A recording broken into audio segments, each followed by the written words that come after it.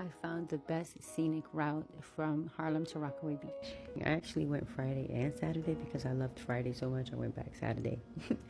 So you're going to take the 4 or the 5 down to Fulton if you need to access the elevator. If you don't need elevator access, you take it to Wall Street. You get out and you make a straight shot to Wall Street and then straight down to the water. Like you walk straight down to South Street and you're going to get to the ferry in no time. I got there 45 minutes early, and so I got to the Rockaway line. Look for the Rockaway line because ferries are going to different directions. This is Oscar. He's so dope. So dope. Best customer service ever. A regular ticket on the ferry is $4. A reserve ticket is $8. A reserve ticket is if you want to board before anybody else. I bought a regular ticket both times, and I was able to sit on the upper deck both times. So you don't necessarily have to pay extra, but if you want to guarantee a spot on the top, you buy a reserve ticket. Do you see how long the line gets?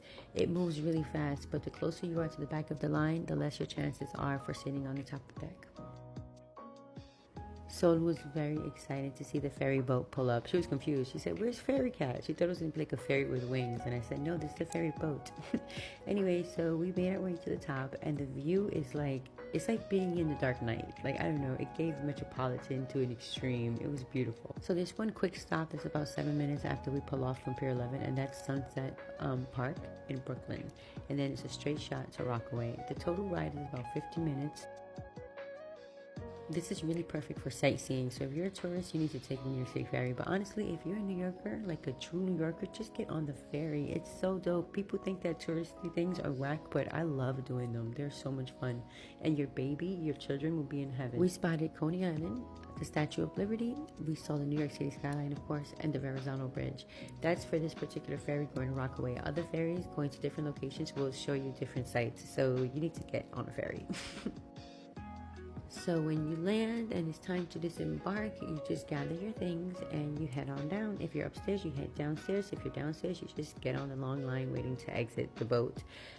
It's pretty fast, pretty simple, pretty clean. I gotta say, this is like the easiest ferry ride experience I've ever had. Oh, I forgot to mention, if you have a stroller, you have to leave it on the first deck in the back of the boat. So take a picture of the schedule so you know what time you're coming back. When you get off, you're in B108. You see this ice cream truck, you buy an ice cream for your kid. You say goodbye to the nice lady, and then you head on down to the beach. Straight down 108 is about 2 blocks. Super simple, super quick. And it's very pretty. You have all these cute little houses. It's like a whole other world. So in B108, there's a hockey rink, and there's roller skaters in there having fun. So cute. To the left, there's a park, a playground for children, and I was not about to hit that up, but it's very convenient if you like to take your kids to the playground. You can spend some time there. It seemed like a lot of fun. There were so many kids there.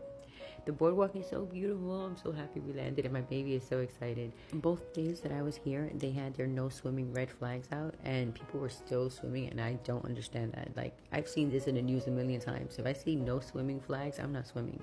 Sol didn't know how to walk in the sand at first. It was so funny. I forgot I had her water shoes, so once we put them on, she was fine. So getting to the beach was super easy. It was just 2 accessible trains. So if you're coming with a cooler and you take accessible lines, you don't have to worry about carrying anything. You're getting on the elevator. And then when you get there, it's 2 blocks to the beach. It's super simple. Check it out! Hold on! It's a real mood changer if you're feeling down. I recommend the ferry if you're feeling down and the beach if you're feeling down, because both just feel like a spiritual experience. That's all I can say. You have the playground, the showers, the restroom, and a restaurant right next to B108. So I think that's a great spot to just stay at. Be mindful of the signs when you go to the beach. This is a strange font for a warning sign.